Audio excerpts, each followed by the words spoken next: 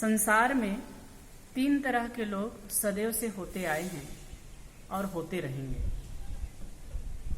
भावनावादी, विवेकवादी और भौतिकवादी।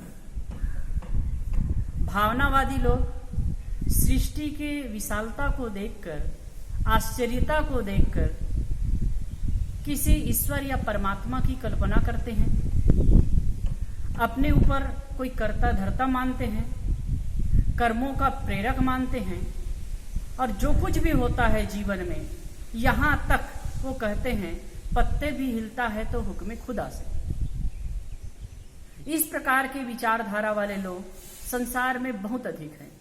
प्रायः अधिकतम लोग, कुछ मतों को छोड़कर अधिकतम लोग भावनावादी ही होते हैं और अपने ऊपर किसी ईश्वर, परमात्मा और अल्लाह को मानते हैं और ये मानते हैं कि वही ये जगत का नियंता है और वही हम सबको सुख दुख देने वाला है। और सबका अपना अपना ढंग है, सब अपने अपने ढंग से इस चीज को मानते हैं, सबका अपना अपना अलग अलग ईश्वर है।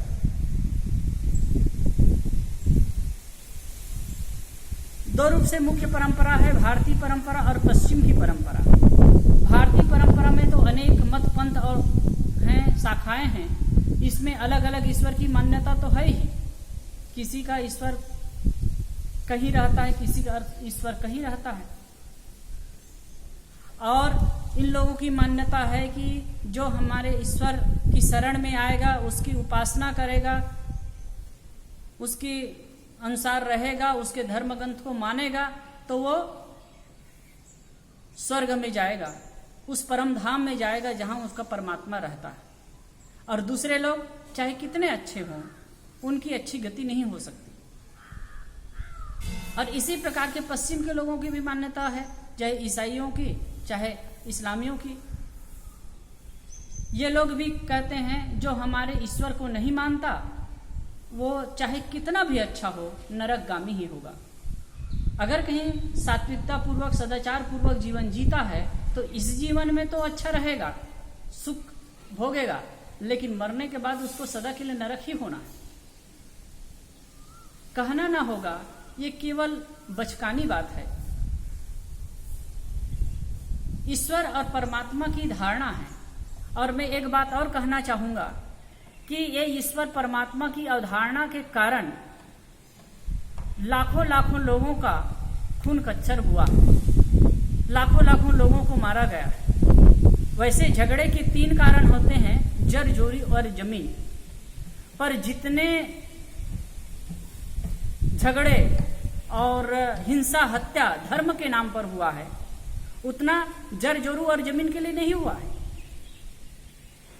और ये जो धर्म के नाम पर हुआ है, एक दूसरे को नास्तिक और काफर कह करके मारा काटा गया है, ये बहुत ही भयावह रहा है। इसीलिए कुछ लोगों ने धर्म को हकीम की भी संज्ञा दे दी। और आश्चर्य की बात है, जो मत वाले किसी ईश्वर और परमात्मा को नहीं माने और सबके अंदर जो चेतन सत्ता है उसी को सब कुछ मानते हैं और वही अपने कर्मों का कर्ता और विधाता है, ये समझते हैं, बाह्य ईश्वर को साफ इंकार कर देते हैं, वो लोग धर्म के नाम पर, दीन के नाम पर कभी भी हिंसा हत्या नहीं फैलाए। ताज्जुब तो ये होता है कि लोग कहते हैं कि इस जगत को बनाने वाला एक ईश्वर है, एक परमात्मा है। कोई उसी को ईश्वर कहता है, कोई परमात्मा कहता है, कोई भगवान कहता है, कोई खुदा कहता है, कोई गाड कहता है, और सब कह रहे हैं और उसी को लेकर के आपस में कटते मरते भी हैं। आज भी ये देखा जा सकता है कि मेरे दीन को नहीं मानता, मेरे मत को नहीं मानता, मेरे अनुसार नहीं चलता, तो वो नास्तिक है, वो काफर है, उसको मार देने में कोई पाप नहीं। अब ये बहुत समय से चला आ रहा है। लेकिन आप विचार कीजिए, जब ये सृष्टि एक है तो आपके भावना के अनुसार ही हम देखें, अगर सृष्टि एक है तो सृष्टि का रचयिता भी तो एक ही होगा। तो फिर एक ही रचयिता को अनेक नाम से, अलग अलग नाम से लोग पुकारते हैं और अपने अपने ढंग से इबादत करते हैं। तो इसमें विरोध की बात कहाँ? अपने अपने अनुसार से सब अपनी इबादत और प्रार्थना कर रहे हैं अपनी भावना के अनुसार। तो इसमें लड़ने झगड़ने की क्या बात है? लेकिन इस तथ्य को लोग नहीं समझते हैं, इसीलिए आपस में लड़ते हैं। एक तरफ तो ये भावनावादी ये भी कहते हैं कि कण कण में भगवान है, जर्रे जर्रे में खुदा है। तब मैं इन लोगों से प्रश्न करता हूँ कि भाई आप जब कण कण में भगवान कहते हो, जर्रे जर्रे में खुदा कहते हो, तो जिन लोगों से आप बैर विरोध करते हो, जिनके साथ में हिंसा हत्या का व्यवहार करते हो, क्या उसके अंदर परमात्मा नहीं है? क्या उसके अंदर खुदा और गॉड नहीं है? यदि आप अपने मुख से कही हुई बातों को अपने कान से सुनो, अपने विश्वास करो, अपने समझ लो, तो किसी के साथ में बैर विरोध कैसे कर सकते हैं? किसी के साथ हिंसा हत्या का व्यवहार कैसे कर सकते हैं? वास्तव में अगर भावना की गहराई में भी जाएं और उस विश्व सत्ता को हम स्वीकार भी करें, तो भी हम कह सकते हैं कि सब उसके रूप ही हैं, सभी परमात्मा रूप है, सबके अंदर उसकी सत्ता विराजमान है। तो हम किसी के साथ में गलत व्यवहार नहीं कर सकते, किसी के साथ में दुर्व्यवहार नहीं कर सकते, हिंसा हत्या का व्यवहार नहीं कर सकते। और यदि हम ये करते हैं तो हमने ईश्वर परमात्मा को समझा ही नहीं। तो पहले विचार वाले भावनावादी होते हैं, दूसरे विचारधारा वाले होते हैं विवेकवादी विचारधारा।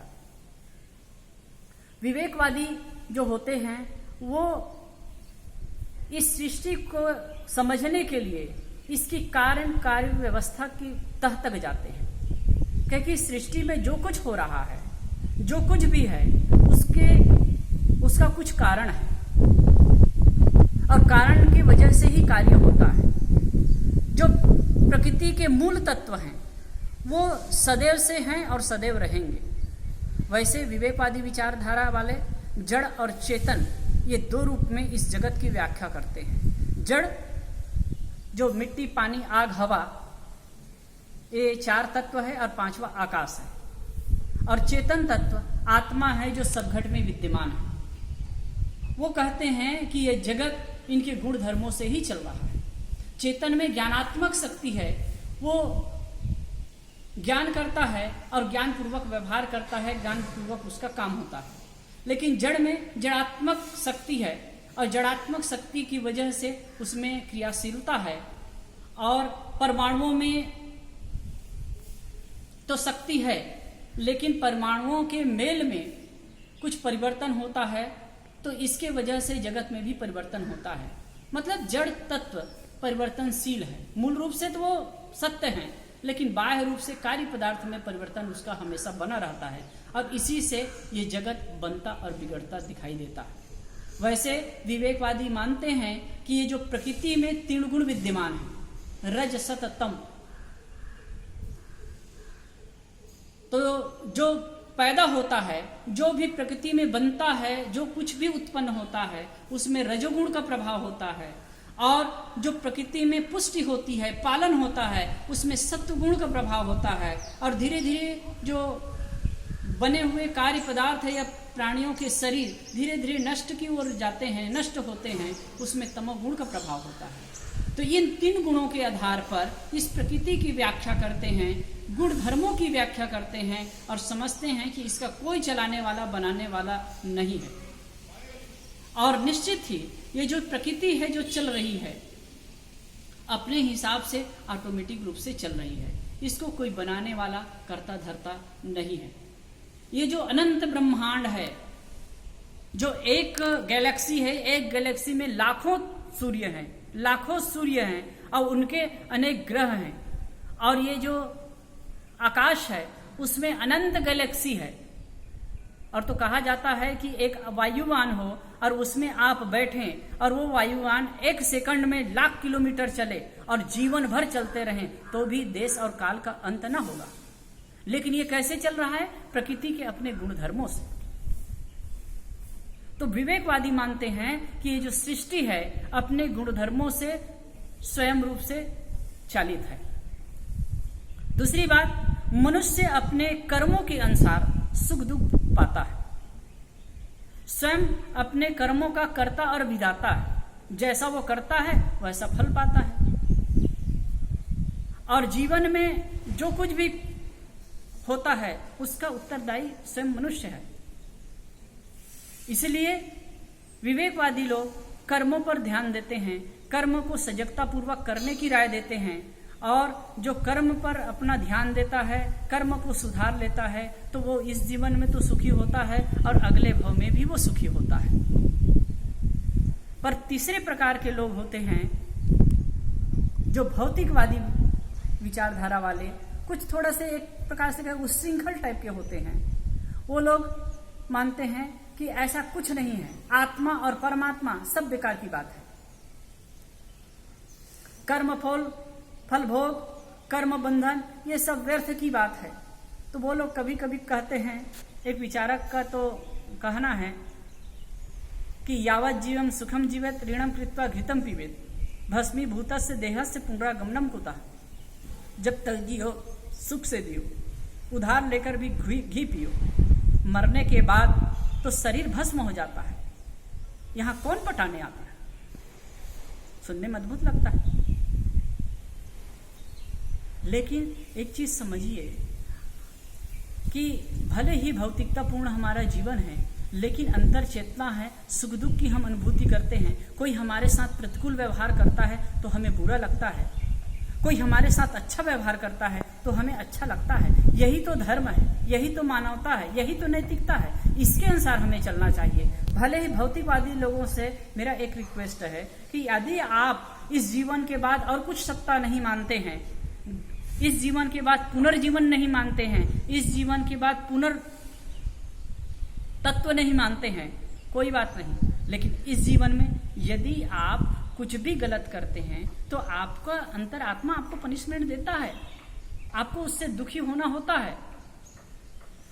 और स्वाभाविक सी बात है, अगर आप कहीं रास्ते से जा रहे हैं, आप रुपया पैसा लिए हैं और कोई जबरदस्त आदमी मिल जाए और आपके पैसा को छीन ले, रुपया पैसा को छीन ले और आपको मार कर नंगे करके खदेड़ दे, तो आप क्या कहेंगे कि बहुत बदमाश किस्म का आदमी है, बहुत पापी है, गलत किया। ये गलत किया आपके मन में लग रहा है ना। और यदि आप भूखे प्यासे तड़पते हुए कहीं जा रहे हैं और कोई मिले और आपका सहयोग कर दे, आपकी सहायता करे, तो क्या लगेगा कि बहुत सज्जन आदमी है, बहुत अच्छा है। तो बस इसी बात को समझना है, नैतिकता को समझना है। जो चीज हमें अच्छा ना लगे उसको नहीं करना है, और जो चीज अच्छा लगे वही करना है। हम दुनिया से क्या अपेक्षा रखते हैं, लोगों से क्या अपेक्षा रखते हैं? जो अपेक्षा रखते हैं वही काम दूसरों के प्रति करना, यही धर्म है, यही नैतिकता है। भले इस जीवन के बाद और भी जो पुनर्जीवन न मानते हो, आत्मा और परमात्मा न मानते हो, कोई बात नहीं, लेकिन इस तथ्य को समझने पर कि इस जीवन में हम जो कुछ भी करते हैं, अच्छा या बुरा, उसका परिणाम देर सबेर हमको इसी जीवन में मिलता है, इतना ही समझ लें। और जो चीज आपको बुरा लगता है, अगर तुम्हारे साथ कोई दूसरा व्यवहार करे तो तुम्हें बुरा लगता है, तो वह व्यवहार दूसरों के साथ न करें। यही धर्म है, यही मानवता है। तो मैंने थोड़ी चर्चा की 3 प्रकार की विचारधारा वाले लोगों की।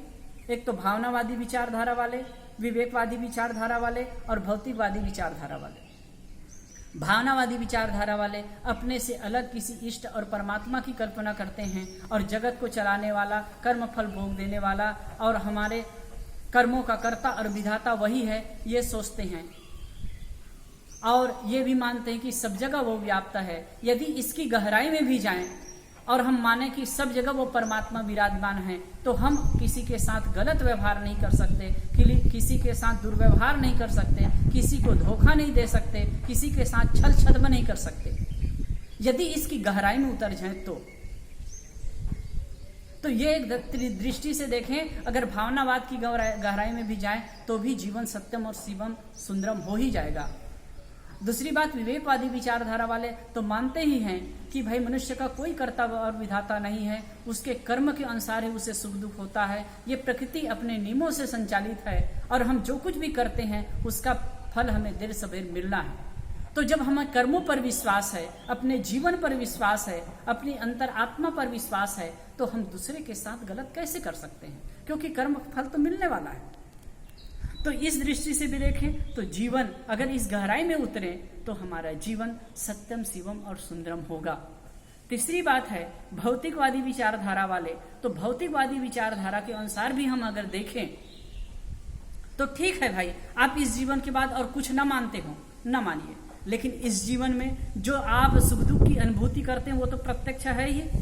और जिन बातों से आपको सुख दुख की अनुभूति होती है, जिन बुरे विचार से, बुरे व्यवहार से, बुरे बात से आपको दुख लगता है, तो वैसे ही दूसरों को भी लगता है।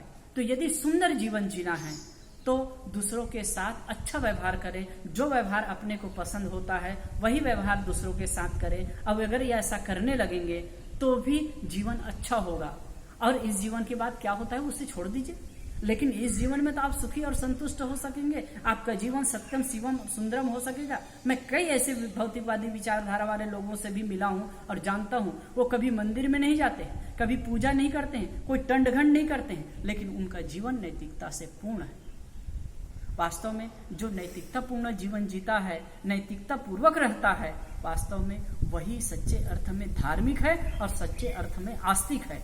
जो लोग इस नैतिकता का पालन करते हैं वास्तव में वो इस जीवन में सुखी होते ही हैं और हर तरह से उसका मंगल होता है। और अगर हम माने इसके बाद भी और कुछ जीवन है तो भी उसके लिए सत्यम शिवम सुंदरम ही होगा। आप सबको बहुत बहुत धन्यवाद। यदि मेरे विचार अच्छे लगे तो इस चीज़ को लाइक करना, शेयर करना और सब्सक्राइब करना। और यदि आपको अनुकूल न लगे, कोई अगर दुख पहुंचता हो तो उसके लिए मैं क्षमा भी चाहूँगा।